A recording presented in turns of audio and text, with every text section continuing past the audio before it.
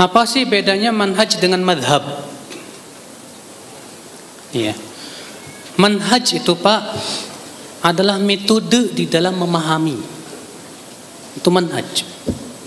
Sedangkan madhab adalah hasil ijtihad seorang imam atau ulama. Iya.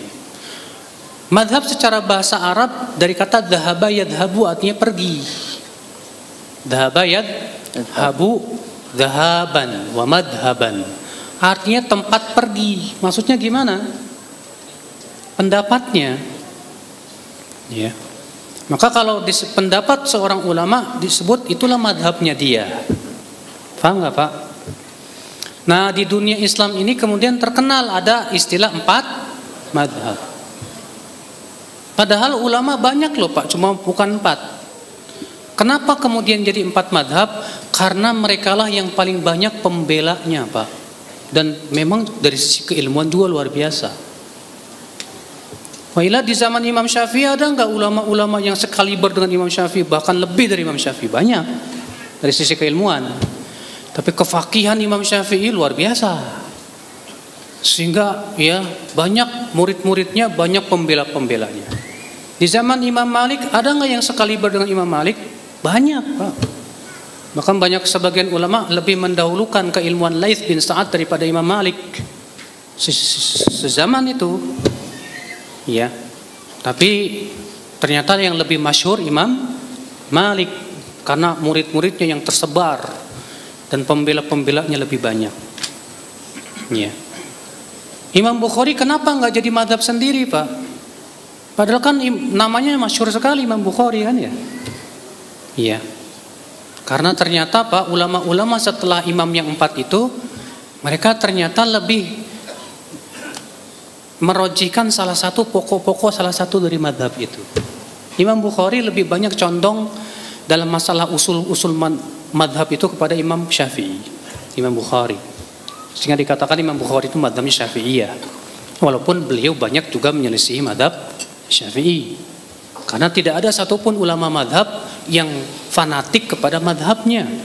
Tidak ada satupun ulama madhab yang mengatakan nggak boleh keluar dari madhab, nggak ada. Imam Nawawi, beliau terkenal madhab Syafi'i, tapi beliau menyelisih madhab Syafi'i dalam masalah daging unta. Imam Al-Khattabi, terkenal beliau madhab Syafi'i, tapi beliau menyelisih madhabnya sendiri dalam 119 permasalahan. Ibnu Hajar Al-Asqalani, terkenal beliau madhab Syafi'i, tapi antum baca dalam Fathul Bari, banyak sekali, seringkali beliau menyelisih madhabnya, karena adanya dalil yang menurut beliau lebih kuat dan lebih rajih. Ya. Terus kenapa ulama-ulama dinisbatkan kepada madhab? Mereka dinisbatkan kepada madhab karena mereka lebih merojihkan pokok-pokok madhab. Karena dia merojihkan pokok suatu madhab, dinisbatkanlah kepada madhab itu. Makanya kata Ibnu Qayyim, orang awam tidak bisa dinisbatkan kepada madhab manapun. Karena mereka tidak faham pokok-pokok madhab. Yang bisa dinisbatkan kepada madhab itu orang yang betul-betul faham tentang pokok-pokok madhab. Ya, paham tidak Pak? Nah ini yang akal Islam. Di Indonesia sendiri Pak, banyak orang yang mengatakan ente nggak usah banyak-banyak madhab, kenapa? Madhab Syafi'i udah Syafi'i aja.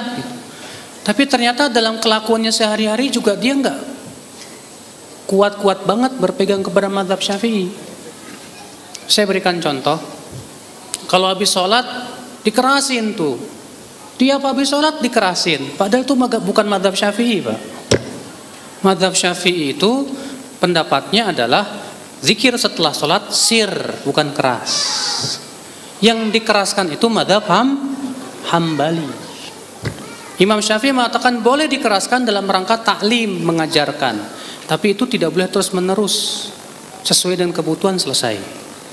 Sementara di Indonesia yang mengaku madhab Syafi'i malah melakukannya terus menerus. Jadi dalam masalah ini boleh dong pindah dulu kepada Hambali? Ya nggak apa-apa. Kalau buat mereka nggak apa-apa, buat kita nggak boleh. Itulah aneh. Ya.